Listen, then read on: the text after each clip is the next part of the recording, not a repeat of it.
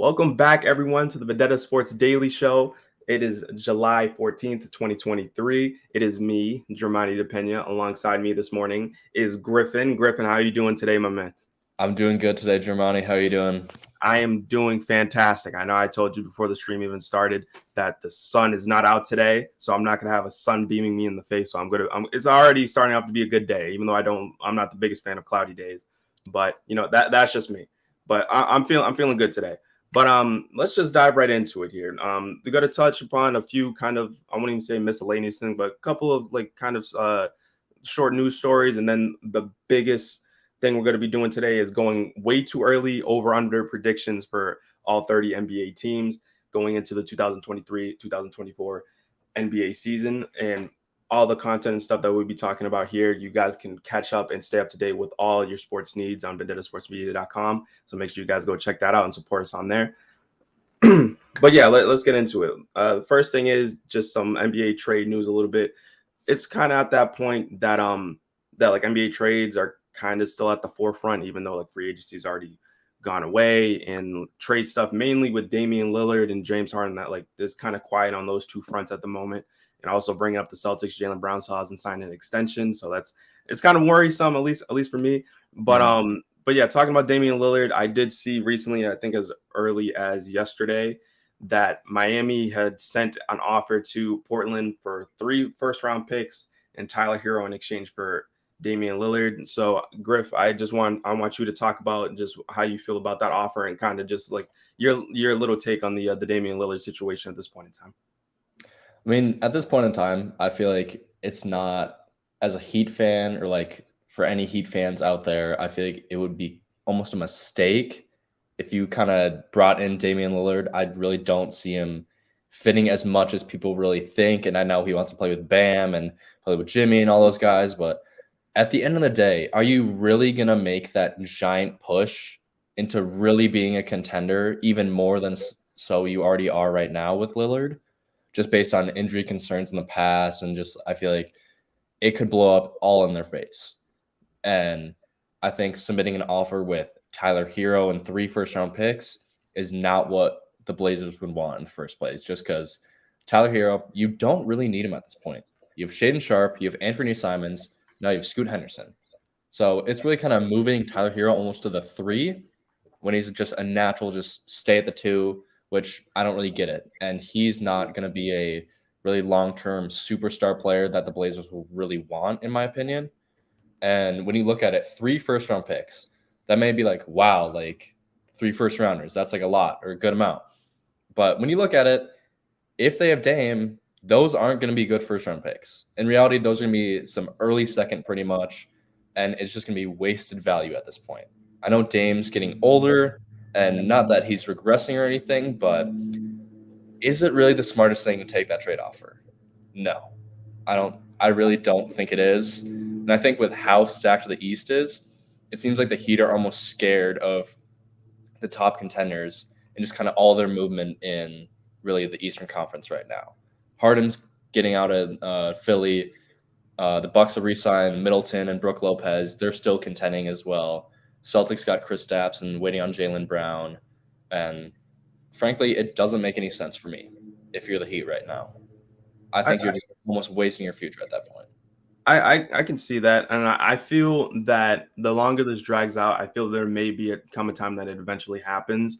My thing is just like how the situation on both fronts, like I feel like a lot of people are kind of jumping to conclusions in terms of this whole thing and seeing all the reports and taking it at face value, saying that like obviously it seems like Dame has a desire to play in Miami, and but it's at least for me it feels like it's so out of character for him to look with all these reports saying that he's going to be unhappy playing anywhere else, or he's only wants to play for Miami and this, that, and the other.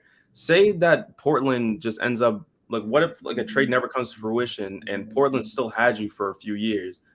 I don't look at Damian Lillard as a player that's going to sit out because he's not happy. I feel like that. I feel like people are trying to victimize Dame and kind of antagonize the Trailblazers, but the Trailblazers and Dame have both reaped the benefits of this partnership ever since Dame's been in the league. Dame signed a supermax contract. He is getting paid millions of dollars. Obviously, people say they should put him in the place that he wants to go to. But I also believe that at least if I'm the GM, I'm not going to personally shoot myself in the foot as a franchise to cater to a player that doesn't want to be there anymore. Mm-hmm. So at least for me, that's a real sticky situation because now, like, and it's funny too because I saw reports that like, oh, NBA players are monitoring the Trailblazer situation, how they go about handling Dame. Not to really put down like the Trailblazers as a franchise and that, like just them as an organization, but marquee free agents are going to Portland. So I feel like that argument and that way of looking at it, I feel like that's kind of irrelevant now. Like Portland has made their stars by building through the draft. Look at like some of their more recent superstars or their recent all-star caliber players. You had Rasheed Wallace that obviously like he made his career there, but obviously that probably may have been, but like LaMarcus Aldridge and things like that, building younger guys and building them up. And then you look at Dame and CJ McCollum as more recent guys. So I feel eventually Dame may find himself with Miami, but I feel it may just come with like a 3-team trade or something like that. Because you're right, with those first round picks, those will be nothing. And trading for Tyler Hero, that wouldn't make any sense. I honestly think they may try to look to move Anthony Simons because I don't know, running those 3 guys in that starting lineup, I feel like that would be undersized. So I feel like moving Anthony Simons may be like the best idea for them. But that's just me. I mean, I don't know how they would end up going about it. But Scoot Henderson looks really good in summer league, so I feel like they'll be in good hands whenever that trade eventually happens. I feel. Yeah, I mean, if I was Joe Cronin in this situation right now, if I was the GM of the Blazers, I would kind of just push Dame to the side right now. I think that's probably your least important thing right now is kind of worrying about Dame. And I think in the NBA, GMs and teams and organizations really kind of feel too much on the idea of we want a player to be happy. Because if a player's not happy on our team, how are we supposed to get a player to our team and him being happy and yada, yada, yada? Like, look at Kevin Durant with the Warriors or just like with the Thunder or something. He always wants out. And I think that's kind of like the situation with Dame right now. And if I was Cronin, I won't care about Dame's feelings. I'm here to win. And I'm here to get the best value out of that trade and do what's best for my organization. I know Dame gave his heart and soul to Portland for 10 plus years. Cool. If he wants out and he's going to disrespect the team and kind of do that, I'm going to ship you off happily. I'm going to do what's best for my organization right now. And I'm going to keep Anthony Simons. I'm going to keep Shane Sharp. I'm going to keep Scoot Henderson. I'm going to keep all those guys and build for the future. Because Dame is getting old, and let's face it, he won't be the best player in the league or just like the best player for the Blazers franchise in 2 years if he stays with them? Not even, and he has a big contract. I don't want to deal with that if I just signed Jeremy Grant too. And it makes no sense for the future, in my opinion. So I would ship him off in a 3-team trade. I would try and get the best value out of him. Heck, send him to the Nets. Get Cam Johnson. I think that'd be a great fit for the Blazers. I don't care. Get value out of him. If he's gonna be a tool, send him off. I'm sorry. That's my opinion on it. I want to ask you this because I'm assuming you've seen the reports about if he gets traded to anywhere but Miami, he's not going to be. You're trading for an unhappy player and this, that, and the other. I would ask you, how much do you believe like those articles and like those reports, and also if you're a team that is looking at the situation, looking to trade for Damian Lillard, would you still make that trade? I mean, I don't know. I think it depends on. You can't really see it right now. I feel like Dame's not that type of guy to kind of wreak havoc in that sense and kind of hold out like some NFL guys who were wanting contracts or something like that. But if you look at it from kind of, if I'm the Nets and I get Dame or something like that, just not Miami, and I get him, I really don't think he's still going to play. He's not going to hold out, to be honest. Would I do that? No, I don't think I would. If I was, I wouldn't want to mess with any Damian Lillard situation because who knows what the players in the NBA, just this era, just because they have so much control over the GMs and the organizations. They're like, I don't want to be in this like scenario. I want out. They're going to trade like Kyrie, like KD, like all those guys at the Nets, like Harden too. And I wouldn't mess with the Damian Lillard situation at all if I was them. And if I was the Blazers, again, get max value, do what's best for my organization. Because at the end of the day, I'm not going to have Dame anymore on that team. I'm going to have my future, my team. Lillard may have contributed to that, but not anymore. That's my take on it. Hey, absolutely. I agree with you 100%. I feel that like Brooklyn, him being in Brooklyn would be fun. But yeah, I feel like the Blazers are just it's just real interesting just to see how it's all going to play out. But the last thing I'll say about it is that it really goes to show just the control. I would say Adam Silver and just like the player empowerment movement that's been like just holding us like a stranglehold on the league for the last couple of years. It really all started with like LeBron, and then you had KD obviously going to the Warriors, and then it was just a domino effect and all that. So I feel like it will be real interesting to see how like these kinds of movements, these kinds of tactics really like paint a reputation on the league for the next couple of years. But no, but yeah, I mean, it's gonna be real interesting to see. But obviously, I feel like at the end of the day, we may very well just see Damian Lillard don a Heat jersey one way or another. But yeah, I think 3 first rounders and Tyler Hero definitely would not get it done. Okay, so okay, moving on. We're gonna stick on just the NBA side of things, probably a little bit more on the video game side, I should say, with Kobe Bryant being gracing the cover of NBA 2K24. Obviously, it made the most sense. It was a fit right there. I usually wait to pre-order the game until like maybe a few weeks out and like around like when September rolls around and all that. Griff, I know you told me before the stream started you had like you feel a certain type of way about NBA 2K, so I'll let you out the floor talk about 2K and like kind of your relationship about it right now, and just I guess like hearing the news of like Kobe being on the cover as well. I mean, I think that's just fitting just because I'm the biggest Kobe hater on this earth, I feel like. And adding him to 2K was the right thing. I do have to admit, I really don't see anyone else kind of being added to it just because Kobe donned that number for so long. So congrats to him being on the cover. But I'm not a 2K fan, as I said before. And I think that game it's not the best, to say it kindly. And I think if you're taking the whole just kind of 2K community and saying, what can 2K do better? Change the game. I'm sorry. Like, it is the same thing over and over again. And I guarantee you, every single 2K player will be like, we need something new. We need something fresh. That's not what they're getting at all. And I haven't played it in probably years because of it. I don't know if it's changed like drastically or not, but I'm assuming I've watched a lot on YouTube and all that content when I was younger, and I still do a little bit. There still hasn't been a lot of change. The VC is still awful. It's a pay to win game, and it's just frankly not good. It's the same thing with Madden. I'm sorry. Oh man. I would say this because I've played Madden my fair share. I am not one to like put money into Madden or anything like that. But the microtransactions, that definitely is like in terms of 2K, that's definitely taking a jump up and like getting into Madden territory about how obnoxious they are. For me, I've played 2K since I would say 2K14, and then like people who've been here for a while. I played 2K14 through 2K15. I didn't play 2K15, and then 16 all the way up to 23. So I get the game every year. For me, like just hearing that like the game's the same every year, you're not wrong. They do make changes, but it hasn't been anything like groundbreaking or anything like how a lot of these like keywords that they love to say in their promotional material.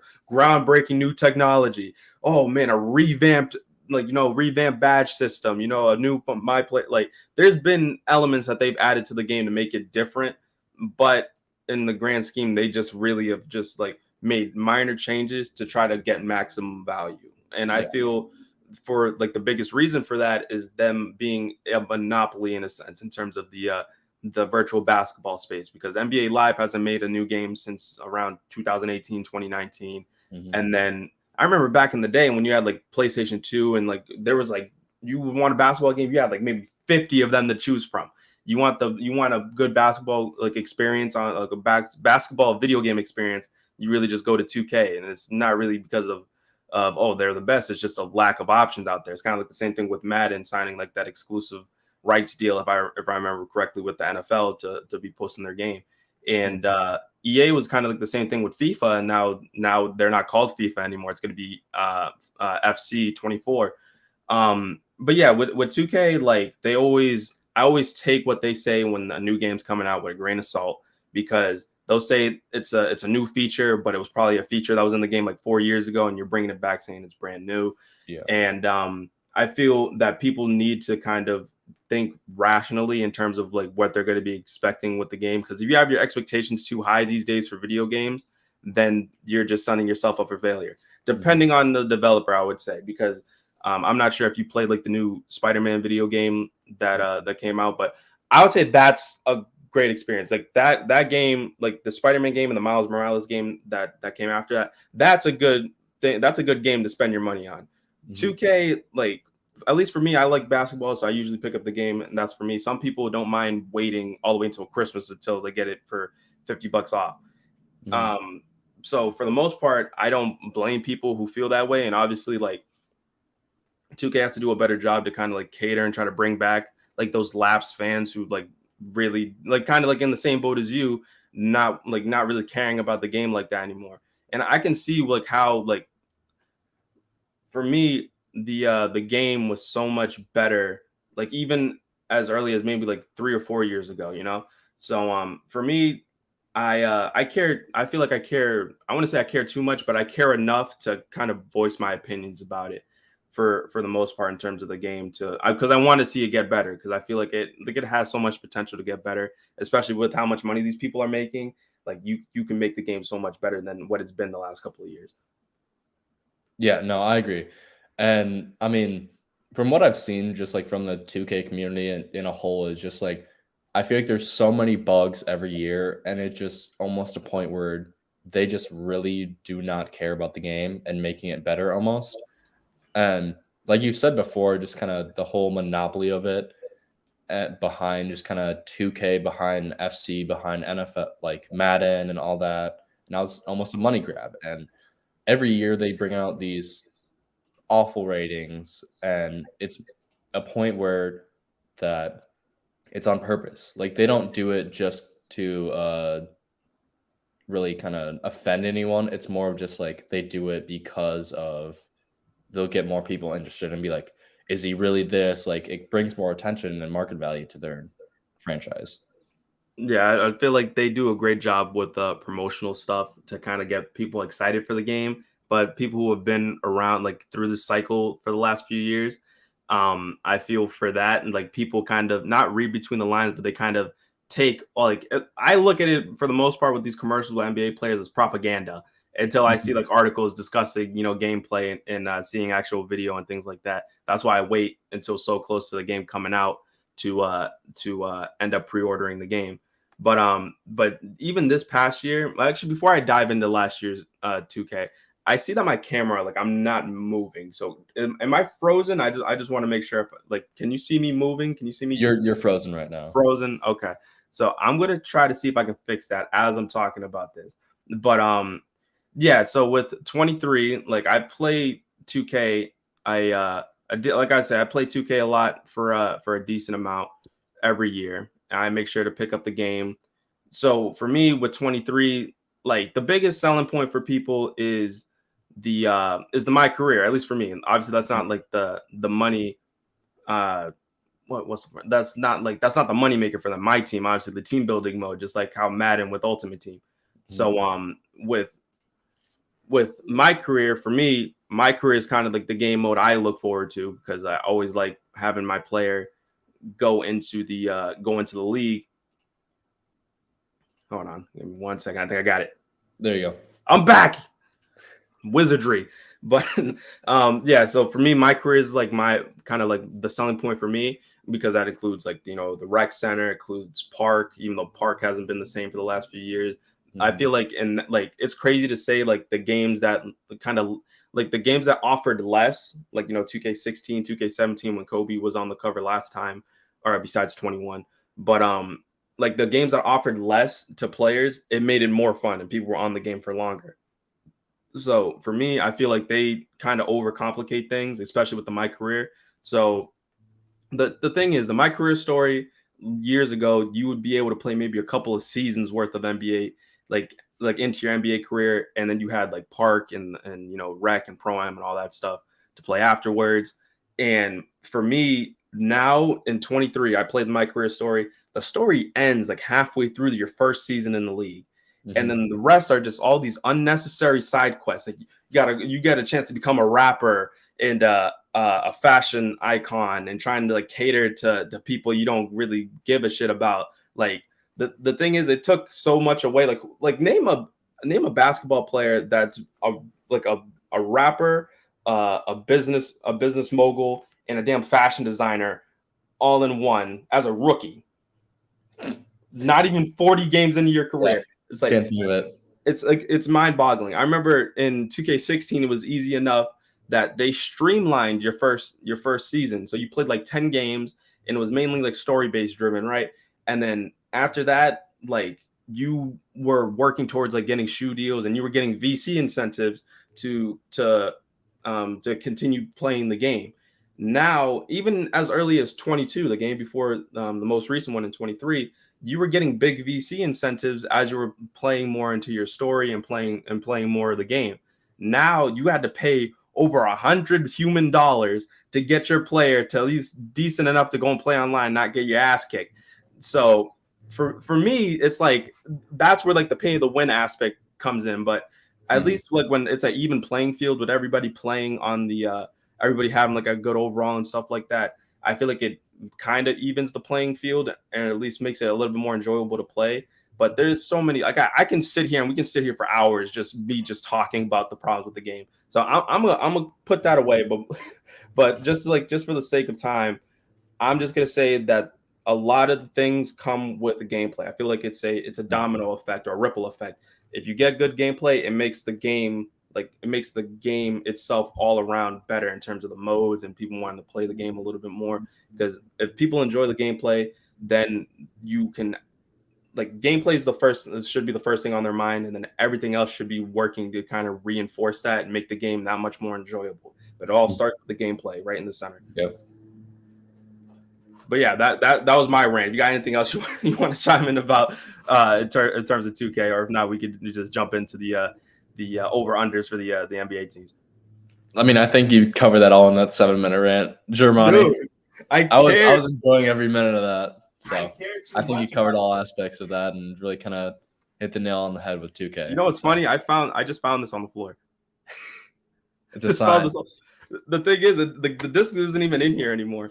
But but yeah, I remember like I've had like I used to love getting like the disc versions of games just to be able to like kind of like have a collectible. Like just have like the last 10 2Ks. I know people have like all the way from like 2K6 and they have like stacks like this big, But no, but yeah, it's just like I care about the game because obviously I'm putting like $60, $70 into a game. I want to enjoy it and I have to. Yeah. When you really think about it, it's a yearly subscription service, So I would like to enjoy putting my money into something that it's not going to feel like a waste of money in like a month's time. But yeah, enough about 2K. They already gotten too much of the spotlight already in the stream already. So okay, so the main reason why we're all here is the over unders for all 30 NBA teams. I guess for the sake of time, we'll kind of like speed run through like the bottom half and kind of like the pretenders, how you said before we started the stream, and we'll just go from there. So I'm not sure if you wanted to use the site you were bringing up, or do you want, because I got the standings over here on Google, so whatever you want to do. I mean, I think it's the official over under for them. So I mean, we can just go through that. I have it on website right now. All right, cool. All right, so if you can just actually wait, are you able to share your screen? I think so. Share screen. Yeah. I think it's present and then share screen. Yeah, I can't. What's the site name? It's The Lines. Just search up NBA win total 2023. The Lines. NBA win total 2023. The Lines. Was it from June? I think. Let me check. It should be the first one that pops up. All right, so NBA win totals over unders season. Okay, I think I may have found it. It's got Jimmy Butler on the.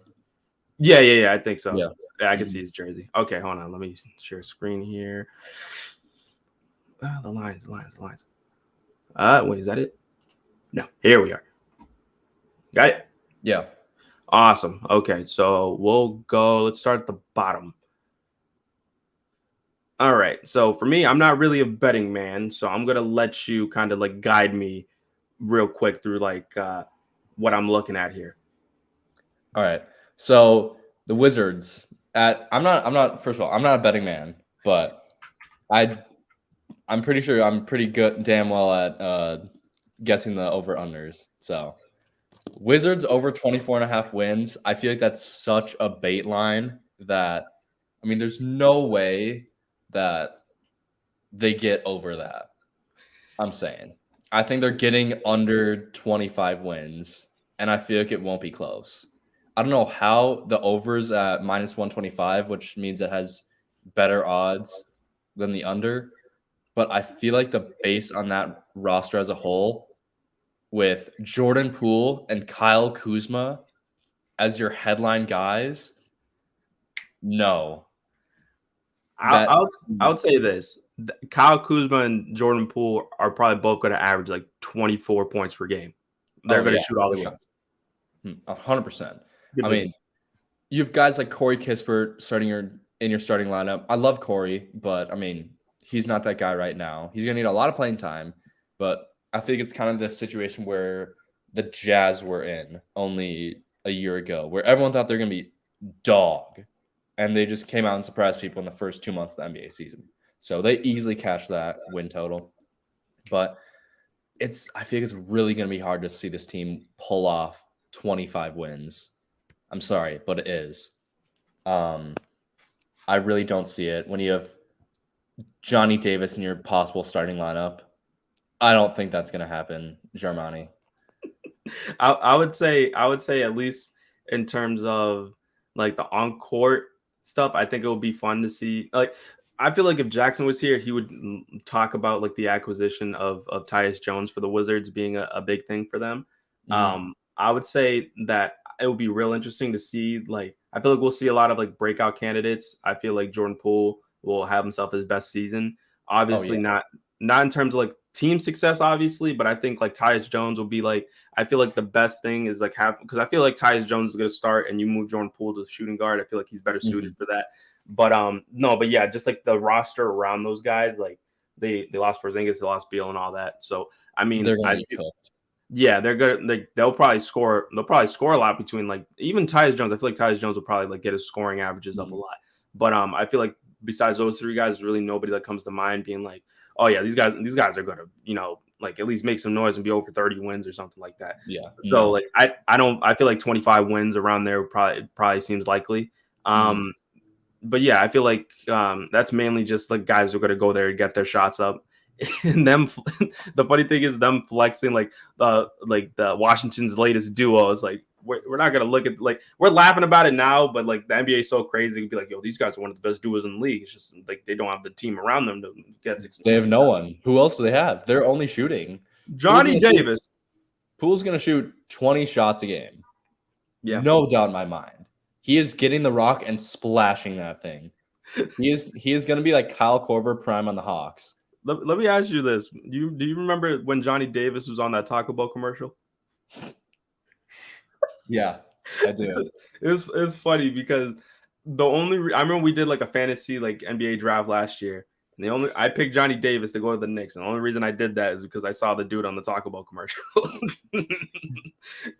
But I thought he was gonna be halfway decent. So like it's crazy to think about like how like media and stuff has come a long way. Where like a guy would kind of shat his pants in his first year in the league is a fucking Taco Bell commercial, So kind of with that Taco Bell trend, Jokic was drafted with the 41st pick during a Taco Bell commercial. The quesarito is back. I think it was a quesalupa. Quesalupa, was it? I think it was either a quesarito or the quesalupa. So you may be right about the quesarito, but I think I Either never had a one. chance to try the quesalupa. I feel like that would have slapped, but that's just me. I'm a big Taco Bell guy.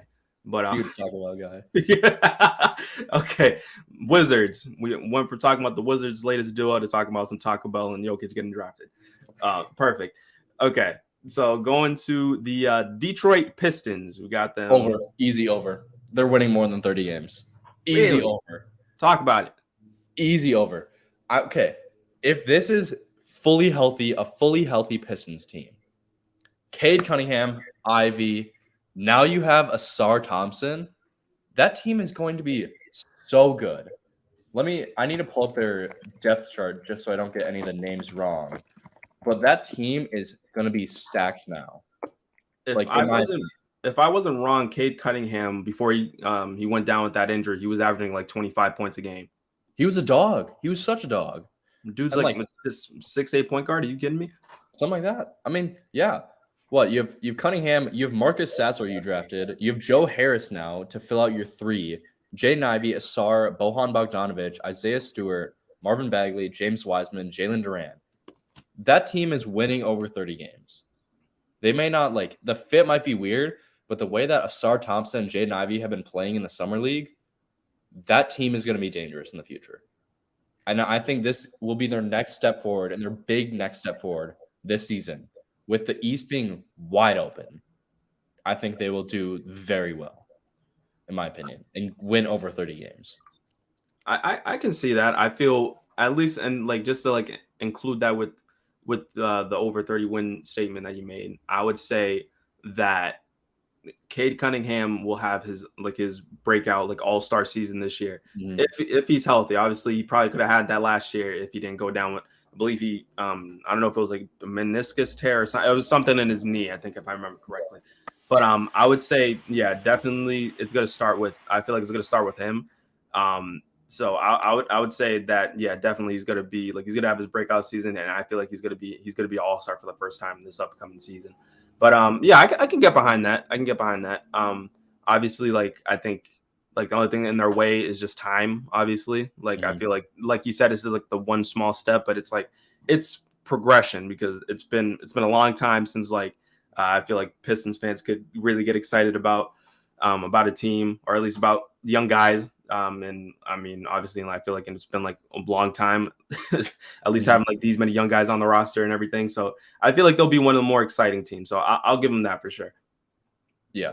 So moving on, we have the Spurs with Wembanyama. I think this is a generous 30.5 win. I think that I know they've made a lot of roster changes, but in reality, is Wembanyama gonna lead them to over 31 wins? In my opinion, if they get hot, they could, but I really don't see it. I really do not see this team winning over 30 games. And I think it's just based on how young they are and the talent really just around the entire team. And when you look at it, Wembanyama is going to be that guy. But, I mean, with the talent in the West, I really just don't see it. I really don't see it, Armani. Trey Jones, Devin Vassell, Kellen Johnson, Jeremy Sohan, Wembanyama. That is your team. That is only your team. Malachi Branham, and I really don't see anyone else. Dougie McBuckets, I can't see them winning over 30 games. Wembanyama will struggle in the NBA for a little bit. He won't be that star that everyone's envisioning. He's a little overrated, but I really don't see them winning 30 games. I really don't. I think they might get cooked on defense for a little bit. I would say this, from what I saw in the brief summer league stint, is that people the reason I don't watch a whole lot of summer league is that people over analyze young players that they see. You saw Wembanyama, he had I think 8 points, 9 rebounds, 5 blocks or something like that, but he shot 2 of 13. Yeah. So the people are oh man, this is your first overall pick. Yeah, this dude fucking sucks. Get him out of here. So I mean, even Brandon Miller, he was awful his first 2 games, and then that was bad. 26, I think. How do you get 8 fouls in a span of 20 minutes? Bro's gonna get a double with fouls. But going back to Wemby, I would say this. It may be kind of like it. I feel like the best I could see from him in his rookie year is what Porzingis did for the Knicks' his rookie year. Yeah. People like, but obviously not the expectations because people really didn't. Well, Porzingis was an unknown, but I feel like Wembanyama, he may have himself like a fun, like he may struggle the first few games, and he may, but I feel like his defensive presence is there already.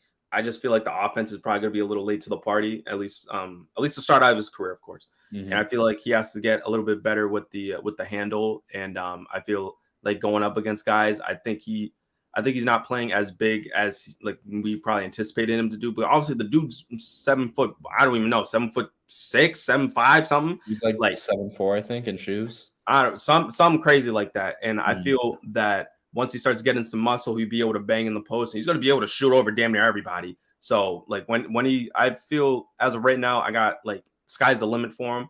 But yeah, I feel like we'll probably see him maybe have like he may creep up to 20 points a game, maybe. But I feel like to start off his career, I could easily see him averaging maybe like 15 to 16. Yeah. Maybe kind of a bit underwhelming, but like it's got to be like the tools are there for him to be great.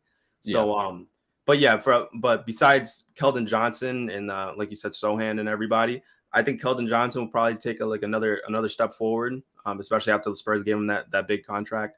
So I feel like they have faith in him to kind of be, I guess, like that number 2 to Wemby, or still be that number 1 until Wemby's ready. But I would say I wouldn't be anticipating anything crazy. I feel if they would have got like a veteran point guard to complement like these young guys, I feel like I could see them getting 30 wins. Like if they were able to get Chris Paul or even sign like somebody like Van Vliet or somebody like that to kind of like hold down that hold down the offense and kind of like make plays for other guys, I feel like 30 wins would have been reasonable. But right now, I can definitely be like in the camp of them being under 30 wins. But I feel like there may be spurts throughout the season where Wembanyama has himself some fun, and the Spurs are actually a little bit fun to watch. Yeah. So moving on to Charlotte, I think this is a layup at what are they set at? Under 29.5? 29.5. Easy over, 100%, I think. And if I was a betting man, slam that thing. I'm putting the house on the over. I think Charlotte is building a good team, and when they finished 27-55 last season, so pretty bad. But when you look at it, they added Miller and they brought in a lot of good guys. Miles Bridges is back too. And I think people are forgetting what good of a player he was with LaMelo. And you're telling me that they're not going to win 3 more games with LaMelo healthy, hopefully an entire season? I think that's a little crazy to me. So that's a little short kind of analysis on it, but I really do see the Hornets hitting the over on this with a breeze. Yeah, like I would say this. I feel like the biggest thing for them is definitely getting Bridges back. Them finishing 27-55 is crazy, but I feel like their thing to strive for is to try to actually get themselves like a solidified playoff spot instead of going out in the play-in game every time they make the playoffs. Play-in champions, yeah. So I would say this. Now that you have LaMelo there for the long haul, and he has aspirations to be MVP and most improved and all that, like great. I love the enthusiasm. I love the energy, but it's more of a matter of getting like just the other guys around Charlotte. Charlotte has not been like a well-built team the last couple of years. Like they have some guys to be excited about, like obviously Bridges before, like everything off the court going on with him. LaMelo was fun, but obviously he gets compromised time and time again. I say, like I like them having Kelly Oubre. I'm not sure if he's still going to be on the team this upcoming season, or I think he may be on an expiring deal or anything like that. But I feel like the biggest thing is to like eventually get a big man to complement like some of these like young guys, or not even young guys, but like the guards and everybody else. I feel like that's a problem they've had for quite a while that they try to fill with like Roy Hibbert, Al Jefferson. Even though Al Jefferson, I feel like was the last good big man they actually no, that's a lie. Dwight Howard had himself a resurgent year for Charlotte when Kemba was still there. But yeah, I feel like it's still trying to fill out the roster and just try to like steady progression. I feel like there's eventually going to come a time that that Charlotte will start to become like a player in the East if they play their cards right. But yeah, I got high hopes for Brandon Miller for Michael Jordan's sake because he hasn't been the best person of scouting talent. So that I feel like Charlotte at their peak, they can be a very fun team to watch, especially with LaMelo running the show. Mm-hmm. Yeah. So moving on, we have the Houston Rockets at over under 32.5 wins. Now that is 10 more games than they won last year. Now they did add Van Vliet and the menace himself, Dylan Brooks, and they did a lot of roster changes. But I don't know if that's enough because I'll say this. it's so tough.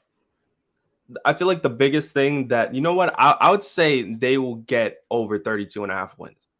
And the reason is because of Ime Udoka. Yes.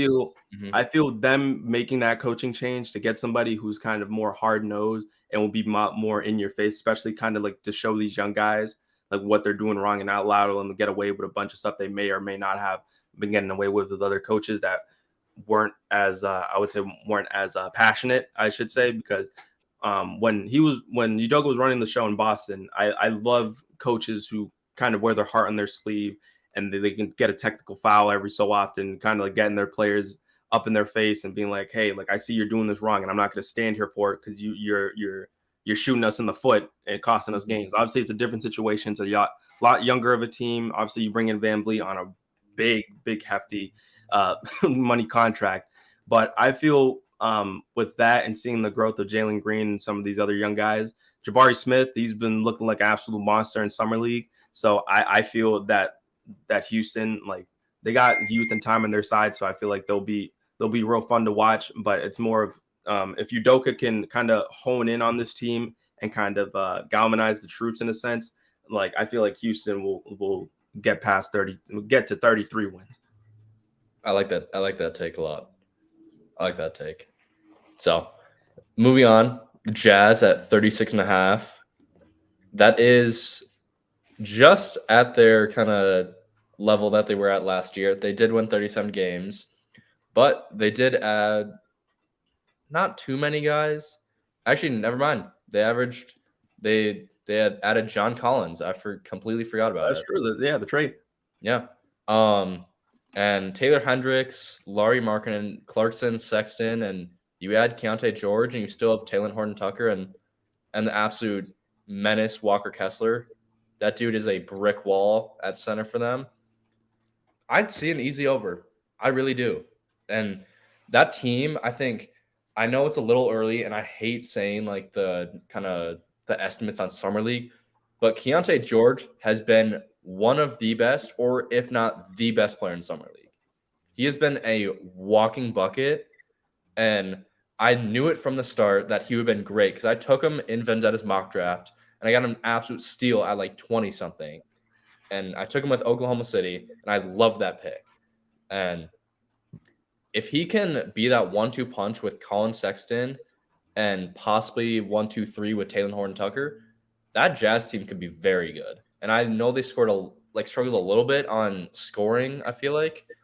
But adding Keontae George and I think getting Markkinen for a whole season and adding John Collins, that team is going to be good.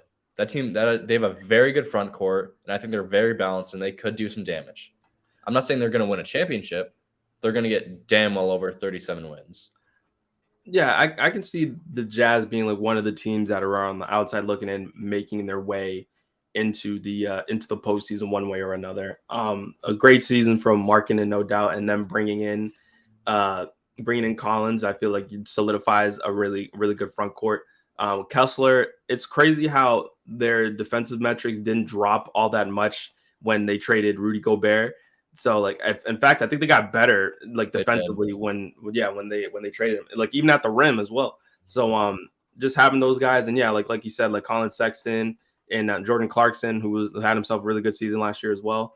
I feel like them they kind of solidified their starting lineup, and then like the way they've gone about it, obviously like with Danny Ainge kind of running the show in the front office there, making a really good Rudy Gobert trade.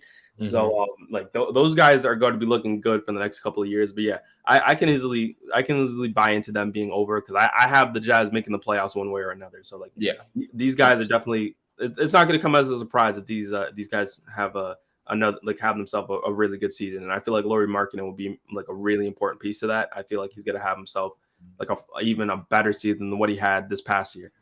Mm-hmm. Yeah. So the Pacers. Ooh, I feel like this is kind of an interesting team. What are they set at? They're at 35.5. So exactly kind of that line where they were only a year ago. I know I keep saying that with all these additions that they're going to be so much better. I mean, I feel like I got to be right. Like Germani. I mean, they added Jarris Walker, Obi Toppin, and you added who else? They Brown. did? Bruce Brown. Yeah, exactly. I mean, that team is going to be good in the East. And like I said before, the Heat with Damian Lillard, adding him would be most likely a mistake. But the Pacers, man, they could surprise a lot of people this year, I feel like. With Halliburton, Heald, Jarris Walker, even Miles Turner, Toppin, Bruce Brown, Benedict Mathurin, Andrew Nembhard, Aaron Nesmith. That's a good roster. That is a very good roster. So I think they reached the over 35.5, and I think possibly go into the 40 win category.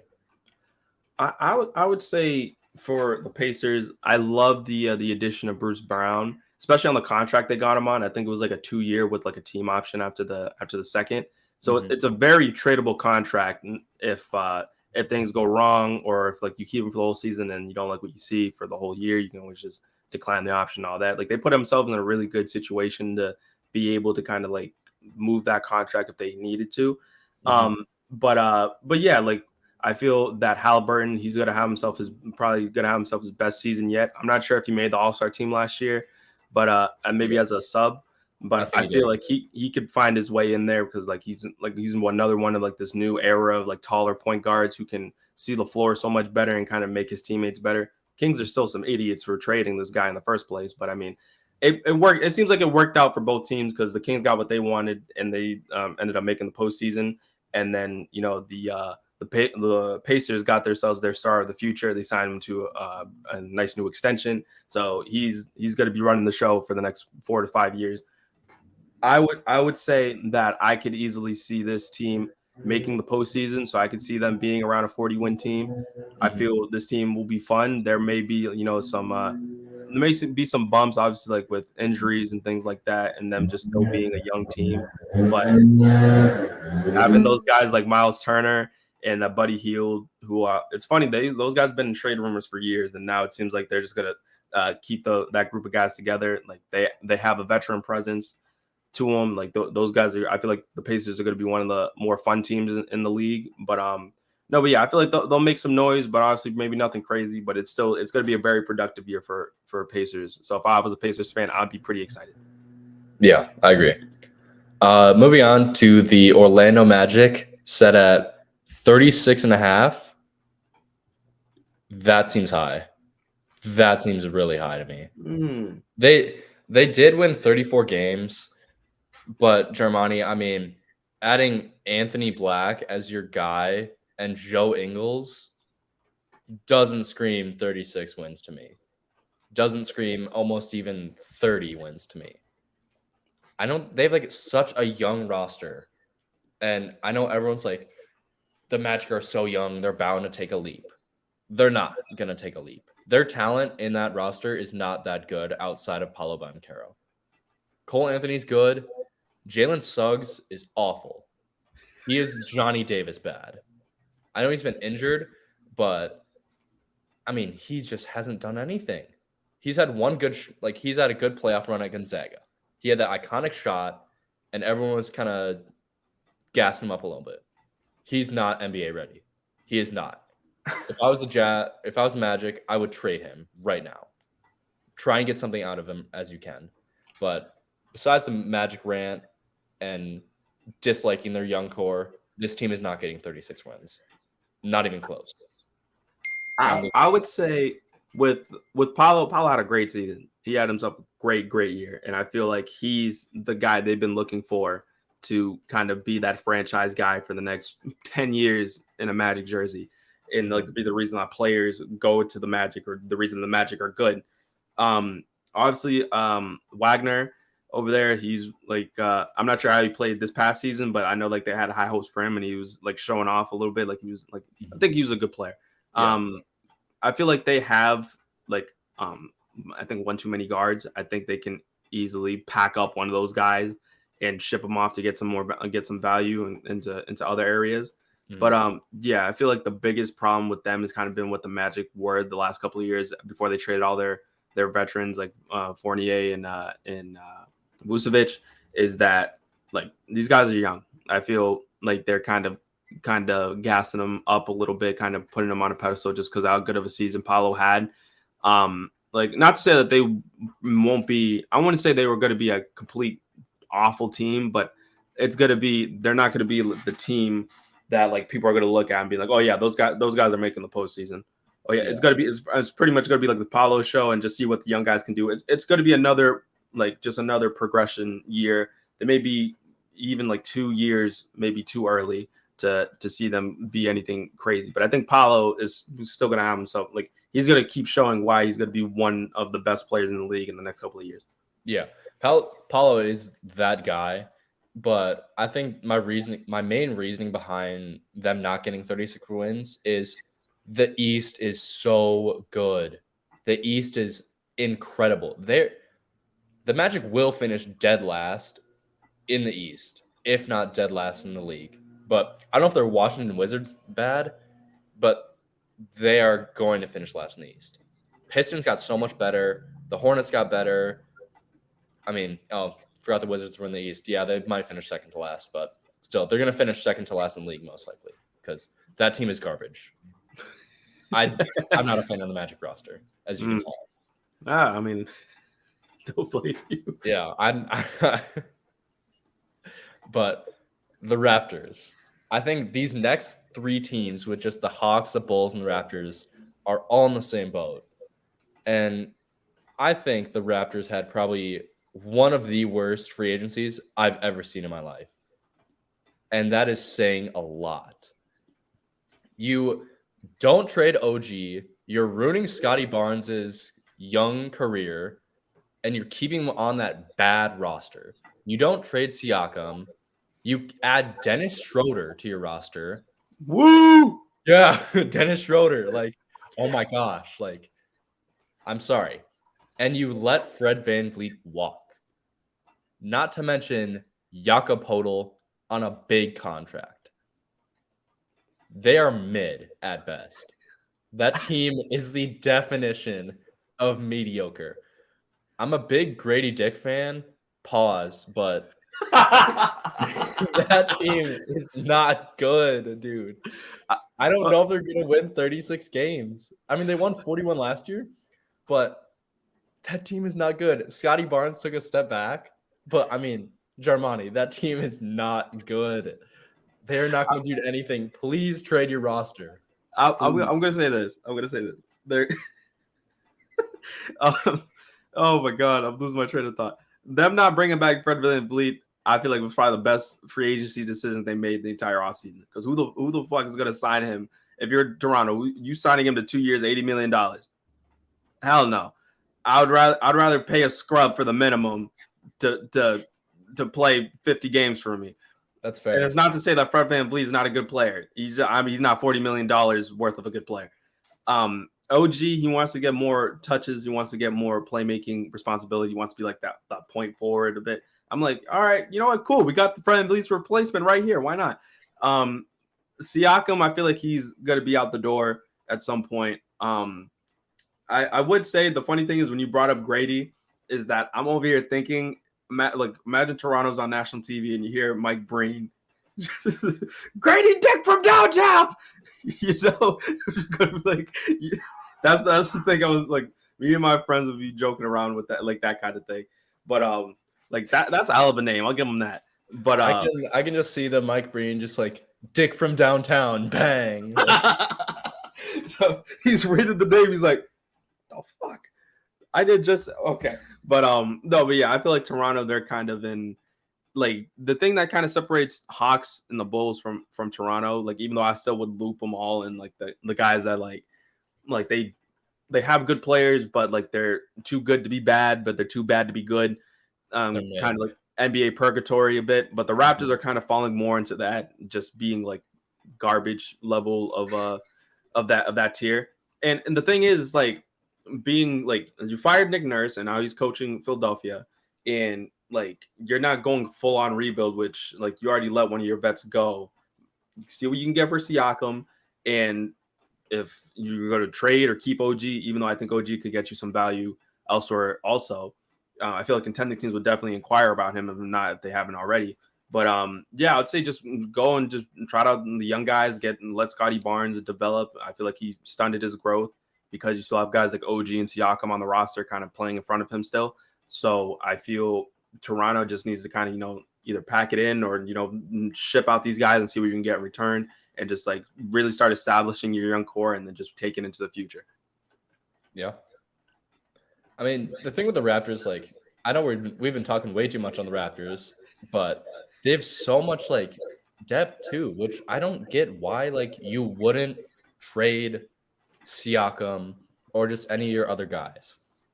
It makes no sense to me, Germani. Like you have Precious Achua and Chris Boucher and Jalen McDaniels, Otto Porter Jr., all at your power forward and center position, and you're saying, let me sign Jakob Poeltl to a big deal. Let me not trade Pascal Siakam this offseason. Let Fred VanVleet walk, and let me sign Dennis Schroeder. What are you doing? Grade A front office work right there. Great front office work. The Raptors are just I don't know what they're doing. I really don't. I could say for the Hawks and Bulls, we can just like loop them together and just talk, because when you think about it, they're more or less like the same. They have one or two like really good players, and those guys, like I said, they're in NBA purgatory. So like, I feel like both like the Hawks are kind of like more standing pat with like their guys with Trey and Murray. Obviously, like there's so much going around with the Bulls. Like, is Levine going to ask for a trade? What's going to be the deal with like you signed Vucevic to an extension, but also like I feel like the experience that they have is that like when I feel like the biggest thing for them is like the Bulls are a victim just to like the injury bug, because if Lonzo was still there, those guys were the first seed in the East when Lonzo was healthy. Okay, to be fair, they didn't play anyone. They didn't play any of the top contenders, and they were easily below 500 when they played like the Bucks or the Celtics. So Chicago has a reputation of that, and like Chicago White Sox from like a year or two ago, like those guys were so good in a.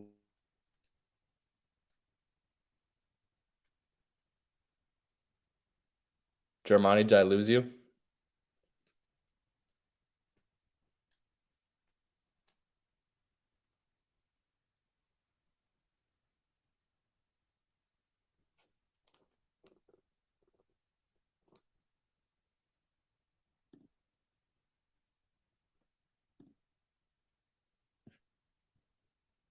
I think we lost him. He might have just crashed out. But I can take it over from here.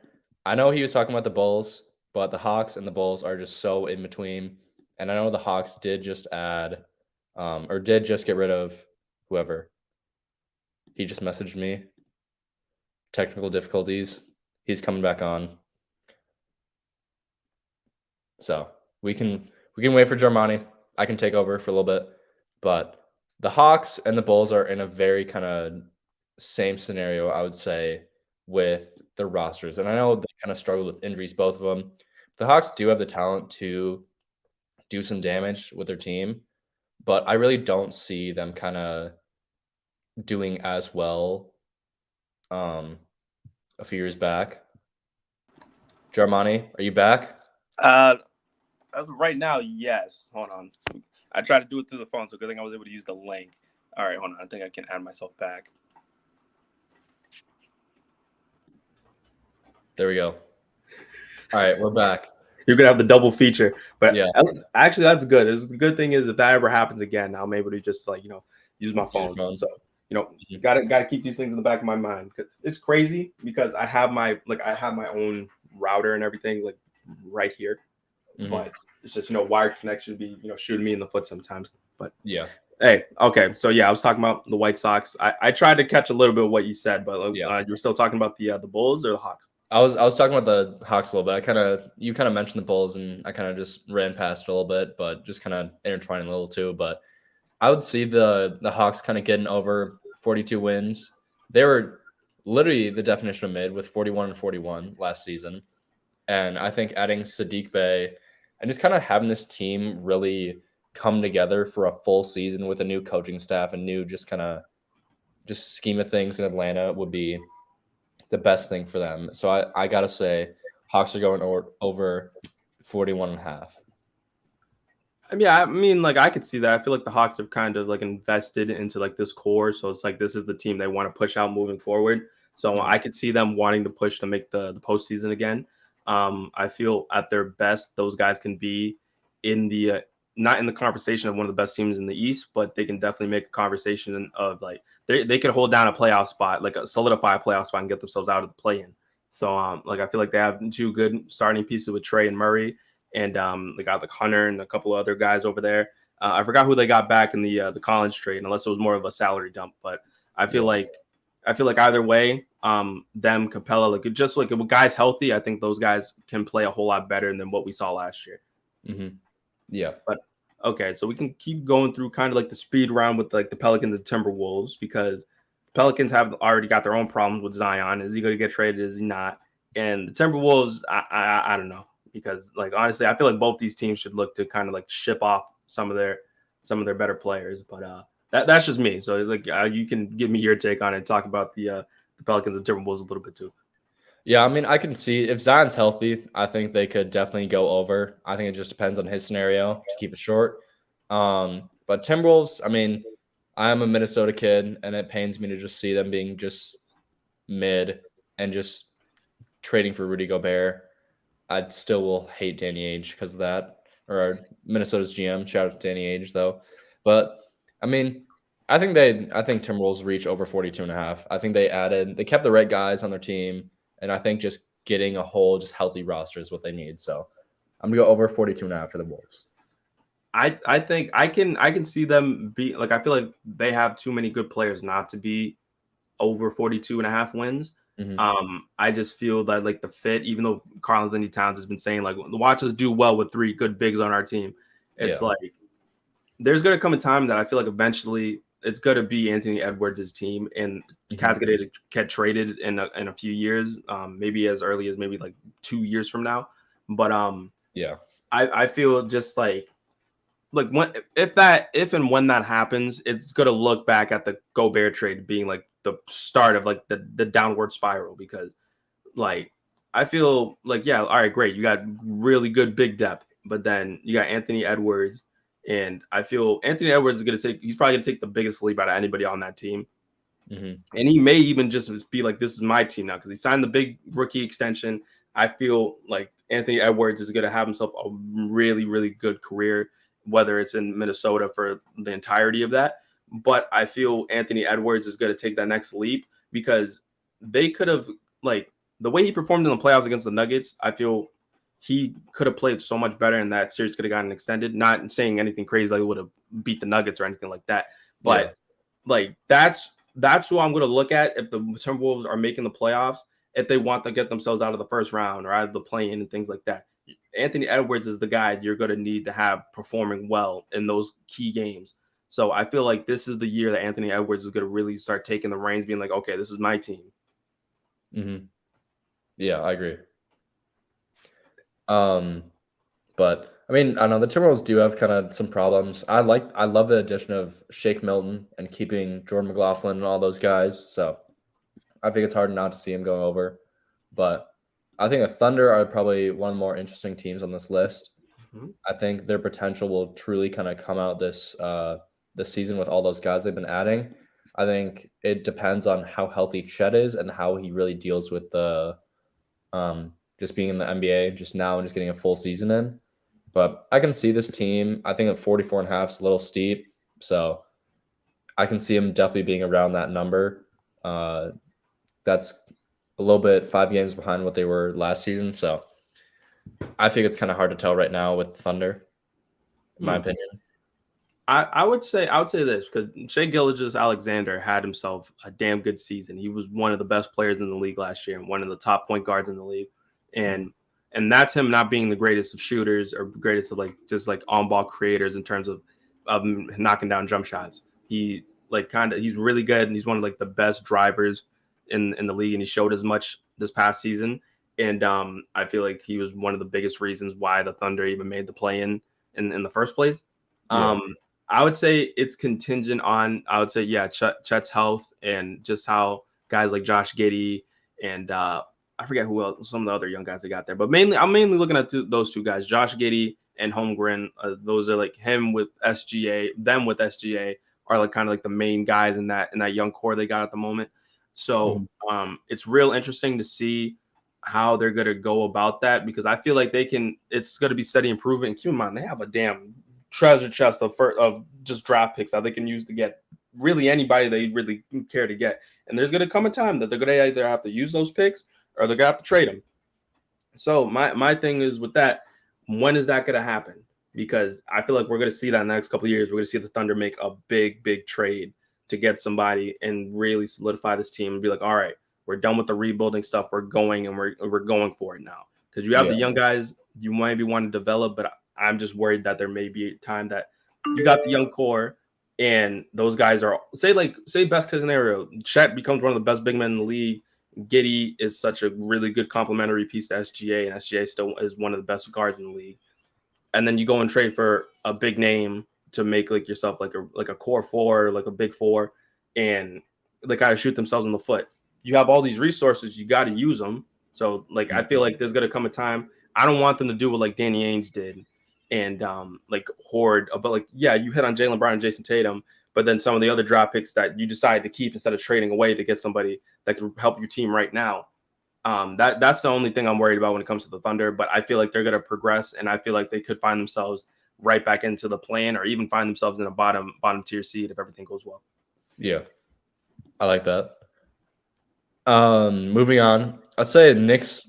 We could probably speed run all the way into the because I feel like it's kind of definitive of each team. I could see the Knicks getting over, but also staying in that kind of same scenario. I feel like they didn't get better, but a lot of the guys around them got better. So I'm gonna go under on the Knicks. What about you, Germani? I would go under on the Knicks as well. I feel like for the Knicks, they have themselves like an off and on like kind of uh trajectory because like when Julius Randle had a breakout year, they were good. They made the playoffs, all that. They lost Trey Young in I believe in the first round. Then they played like crap the very next year. Then you bring in Jalen Brunson, and he has himself a breakout season in New York. I feel like they may regress a little bit, even though they bring in DiVincenzo and bringing like their core back. Obviously, they'll also be topping and things like that. Um, I feel that the Knicks I feel like it's always like when the Knicks are kind of like surprising. Like people say, "Oh, the NBA is better with the Knicks are better." No, they're not. I feel like Knicks fans are very. I feel like I appreciate the passion that Knicks fans have for their guys, but I feel like it's kind of like the same thing with other. Like I feel like it's the same thing with like a bunch of different organizations around the league where like everybody kind of overvalues like their own players. Not to take away anything that like some of these guys have done the last couple of years to get the Knicks back to relevancy, but um, I feel like they're probably going to take it a step back unless they are able to make a move or two to kind of like add on to that because I feel like Julius Randle, like there's been too many like rumors around like Julius Randle for him to be on the Knicks long term. But I feel like they'll regress a little bit, but I still feel like they kind of have an identity and that Jalen Brunson is not going to like kind of fall off the way like Julius Randle did in that preceding season. I feel like Jalen Brunson's kind of like that guy who's running like the Knicks now and the guy running the show. So it'll be real interesting to see, but I feel like they'll probably take a slight regression. Yeah, I can see that. Who are we on? We're on the Kings now. Kings. Kings. All right. I can easily see this team going over. I would not be surprised at all if they do. Um, 45 and a half seems a little low for them. I can see them getting in the 50 win category just depending on their schedule and how hot they can get. But I love their additions this offseason. I think signing Harrison Barnes and I forgot his name right now, but the EuroLeague MVP, he looks really good. And I think just who else did they get? I'm trying to think, but I like the Kings where they left off last season, and I think they'll probably get around that 50-ish win category. Yeah, I feel like for me that the Kings, like, they really opened a lot of people's eyes and really justified the Sabonis trade and now the Sabonis extension. I feel like they have their guys of the future, and I feel like it's only going up from here, barring anything crazy. I know oh my god, what's his name? Is it Keegan Murray? Yeah, it's Keegan. Keegan Murray, absolute dog. He had no business playing in the summer league this year because a playoff starter smoking people, giving them 40.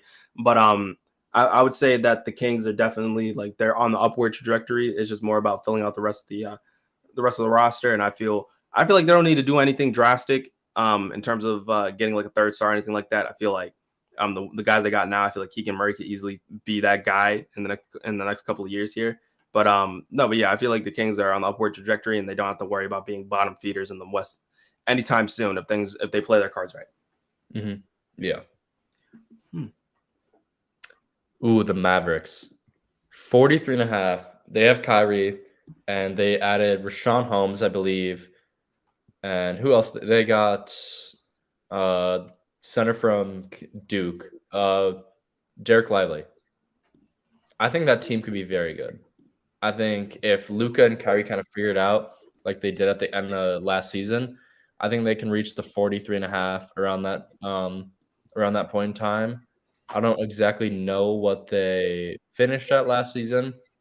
They're at 38 wins. So I feel like they can easily get that just because I feel like they kind of slacked off towards the end of the season. And just once they realized they weren't in a lock for the playoffs, they kind of just got shot in the foot and just kind of died a little bit. So I can see the Mavericks going over 44 wins. I do not appreciate them kind of packing in their season when they had like a chance to actually make the play in, especially seeing how Miami's postseason turned out. If I'm a Mavericks fan, I'm like, oh, what the hell? Like, it's those kinds of things. Obviously, it's like hindsight is 2020, but I feel like for me, I would go for it regardless. Like, I know you want to like kind of like preserve your draft pick and all that, so like there's other incentives to it. But I feel like kind of like throwing your season just because of that. I feel like that's, at least for me, if I was a GM, like it's like that's not the way I would do it. But that's just me. But no, but yeah, I feel like the Mavericks, they had themselves an opportunity to get themselves back. You have another co-star that you can put up with Luka and see how it works out, because obviously like Porzingis, it didn't work out the best for him. And then it would have been Jalen Brunson, but obviously like the whole thing with the Knicks and all that. And you had Christian Wood, but now he's still a free agent, which is surprising. So I wonder what's the deal with that situation. But a full season of Kyrie and Luka, I feel like, yeah, they're gonna find themselves back in the playoffs just because of those two guys anyway. Like, Luka brought a team of unknowns to the damn conference finals, just like the season before. So I think having somebody like Kyrie Irving, somebody who can be able to create his own shot as well, I feel like that's only going to help them, and them filling out their roster with guys who are able to kind of, be able to shoot and play defense. That's the biggest thing that they're really just looking at. I feel like the Mavericks are going to find themselves back in the postseason, no problem. Yeah, I like that. Okay. The Grizzlies. And keep in mind, Ja is suspended for 25 games, only 25 games. Should be more. But besides the point, 45.5 does seem a little steep just with the Ja suspension. But obviously the Grizzlies are still that team, and they did win 51 games last season with Ja kind of being off and on a little bit, whether he was on the court or off the court, just all those issues. But besides the point, take 25 games. They can breeze past that. They'll win at least half of those with the addition to Marcus Smart. And although they did have Tyus Jones go and have Dylan Brooks go, it might be for the better for them in the season. I think getting a full, healthy Grizzlies team, they will still be very good with Smart at the point if he can kind of embed his role into being a passer rather than shooting that three ball like he did in Boston, which pained me. So, oh man, I got the Grizzlies over 45.5. So with the addition of Marcus Smart, like, I like how they've kind of gotten a new take on kind of like the grit and grind Grizzlies a little bit, getting the last two defensive player of the years on their team now. I know the Grizzlies. I was about to say the Grizzlies, but the Grizzlies wanted Marcus Smart for the last couple of years, from what I've seen, and they finally got him. I feel like I think the getting Marcus Smart is gonna kind of like right the ship a little bit for those 25 games that Ja's out. I think it's just a matter of what Ja's availability is going to be. He keeps saying that, oh, they've been wronging me, this, down, the other. Dude, we just want you to stay on the court and not do stupid shit off of it. Yeah. We want people love seeing you play basketball. So like you don't need to put on, like, you don't need to be doing all this. Like, what you do off the court is none of anybody's business. Yeah. 100% agree with that. But when you do some stupid stuff on IG live and whatever, this, that, and the other, flashing a gun around and all that, like, come on. Like, you got, like, the thing is with the NBA, you're employed by the NBA all the time. So it's a matter of availability, because you're not only hurting your team's chances of making the finals and potentially winning a championship, you're hurting your long-term stability in the NBA as well. So but like Ja, if he just stays on the floor, I feel like the Grizzlies can easily get into the 50-win category and be one of the better teams in the West like they were last year. It's just a matter of getting more playoff experience, and you got a battle-tested vet now in Marcus Smart who can kind of steer those guys through the storm that is the NBA playoffs. But yeah, for sure. But it has a chance to go really well for the Grizzlies, or they could really be struggling through these 25 games without Ja, and then injuries and all this other stuff, which I hope doesn't happen. But yeah. I feel like it can go really good or really bad for the Grizzlies really fast. But I have all the confidence in the world that they'll be one of the better teams in the West coming in this upcoming season. Yeah. So moving on, Germany. I don't know if you're a big Lakers hater because you're a Celtics fan, but I feel like I gotta respect the Lakers. They had a very good comeback last season, and I think 46.5 might be a little disrespectful. But I think taking injuries in all account with Anthony Davis, having him possibly not be on the court, and that whole idea. But that team was very good after the trade deadline, and I think they only got better this free agency. Adding Jalen Hood-Schifino, Gabe Vincent, bringing back Austin Reeves, Cam Reddish, and bringing back Rui and Jackson Hayes. I think that is a big W for Los Angeles. I think they'll be right around that category. But I think just with the West getting so much better, I feel like it's such a bait line that you to take the over. But I think it all depends on just how healthy the Lakers really are. I would say this about the Lakers. So they finished 43-39. They had themselves a really good second half of the season. I would say, for one, that if they just make the playoffs, like, they have a chance to compete with anybody. But for me, I would say this: they made the postseason with 43 wins.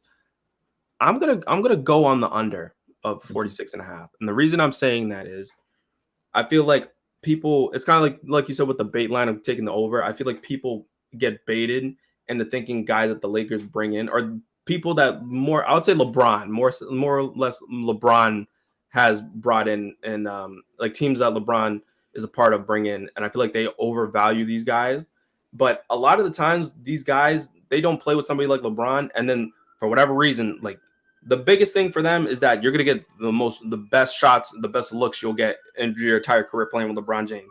But a lot of these guys aren't able to capitalize on that opportunity. So like, it's crazy how, like, people pair up with LeBron and then become worse shooters, even though they get better looks.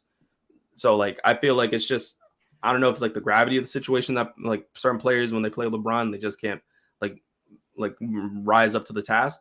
But that, and obviously the availability of Anthony Davis, obviously LeBron, he's getting closer and closer to that big number 40, and like, he's starting to kind of like get compromised a little bit more often these days. So it's real interesting. I'm not going to overvalue a lot of the signees, but the Austin Reeves contract is really good for them. I'm glad that they were able to retain him for less money than what other teams I would have thought would have been offering him to get him away from LA. So I still feel like the Lakers will be fun. If they're healthy, cool, they'll be over. But for the way I'm seeing about it, and just seeing how, like, this Lakers team the last couple of years, in terms of, like, just the injury bug and things like that, and just things not clicking, I feel like they may get themselves or under that 46 win total. Yeah, I can definitely see that. So The team Lakers beat in the playoffs, Golden State Warriors listed at 48.5, I believe. Yeah, wow. I think that's a little bold for the Warriors. I know they were the defending champs only a year ago, but getting rid of Jordan Poole and bringing in Chris Paul, I feel like that might blow up in their face. I am a big Jordan Poole hater. I don't think he's good at all. He's probably one of the worst players in the league, in my opinion.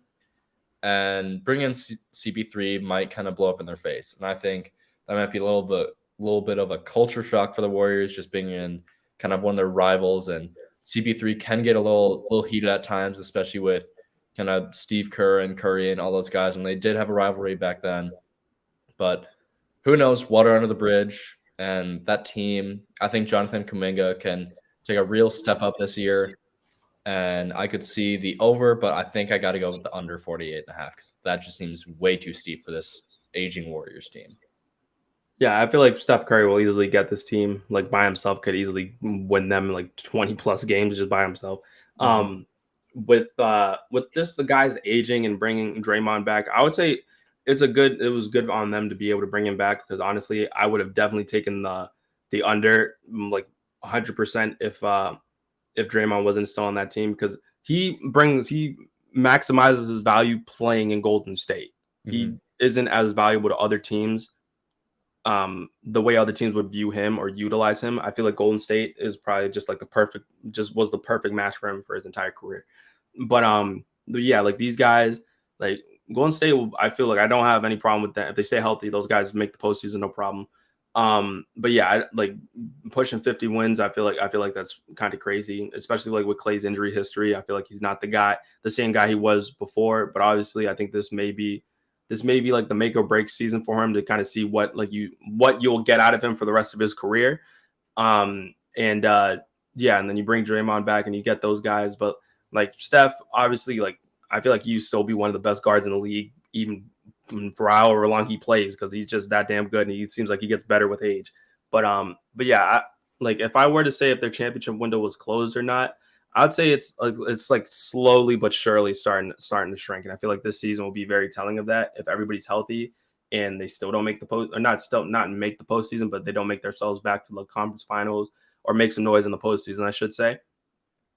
But yeah, I'm definitely going with the under on the Warriors here. So on to the last kind of six-ish teams, we have final stretch. So are you good if we kind of just speed run this one? All good. All we right. can.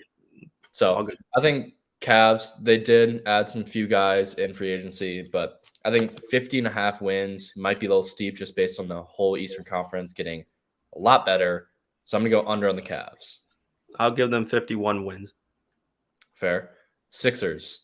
What do you think with them? With the Harden? Down. The whole thing with James Harden, like I feel like if that spills into the regular season, easy under for them. I feel like this would be a very telling year to see. Like I feel like we'll eventually start seeing some rumblings of Joel Embiid's future situation with the Sixers because he isn't getting any younger. I think he's turning 30 or he's already 30. So like he's got to maximize whatever prime he has left. And I feel like it would be best for him to play some meaningful basketball elsewhere. But yeah, I feel like the Sixers could be in a huge problem coming this season if the certain cards fall. Yeah, I agree. So easy under for the Sixers. They're garbage. I hate them. Suns 51.5.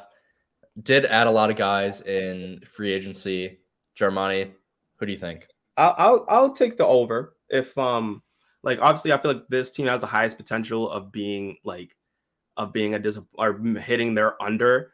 If that makes sense, because like obviously KD, like he gets compromised from time to time. It's mainly injuries when it comes to this thing. I don't think it's going to be a matter of there's only one basketball, but I think that I feel they may try to retain Ayton, even though I think it'll probably be best just to try to move on from him and just trade him because I don't even think he wants to be there anymore. But obviously that wouldn't be at the forefront of the news at the moment. But he's still under contract, so they got him. So, but like I feel like they have their starting lineup is too good not to be a damn near 50-win team. I feel like if they don't get a 50-win regular season, then I feel like it's a disappointment. But that's just me. If everybody remains healthy, I agree. I like the over on the Suns, but Kind of our rivals in the Eastern Conference, the Milwaukee Bucks, listed at 53.5 wins.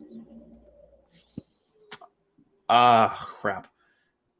I want to say it's a bait, but I know of like the I know what the Bucks can do when they're clicking.